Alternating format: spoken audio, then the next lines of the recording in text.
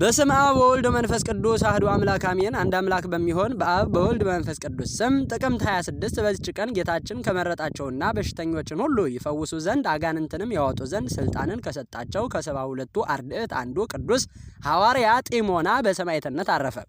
ይህም ቅዱስ ጢሞና ሰማያዊ ሀብትን መለኮታዊ ኃይልን ገንዘብ አድርጎ በሽተኞችን ፈወሳቸው፣ አጋንንትንም ተገዙለት።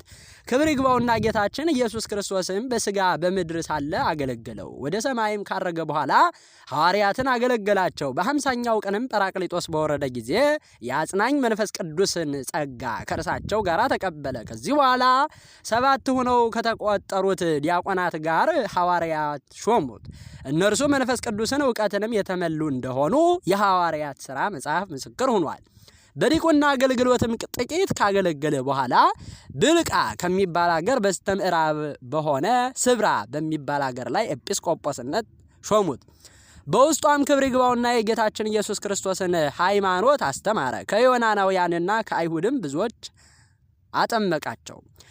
የዚያች ሀገር ገዥም ይህንን በሰማ ጊዜ ቅዱስ ጢሞናን ይዞ ጽኑ ስቃይን አሰቃይቶ በእሳት አቃጠለው። በመንግስተ ሰማያት የሰማዕትነት አክሊልን ተቀበለ። ለእግዚአብሔር ምስጋና ይሁን። እኛንም በዚህ ሐዋርያ ጸሎት ይማረን፣ በረከቱ ከኛ ጋር ትኖር ለዘላለሙ አሜን። በዚህችም ቀን የጌታችን ወንድም የያዕቆብ የፊልጶስና የሰማዕት አግናጥዮስ መታሰቢያቸው ነው። በረከታቸው ከኛ ጋር ትኖር ለዘላለሙ አሜን።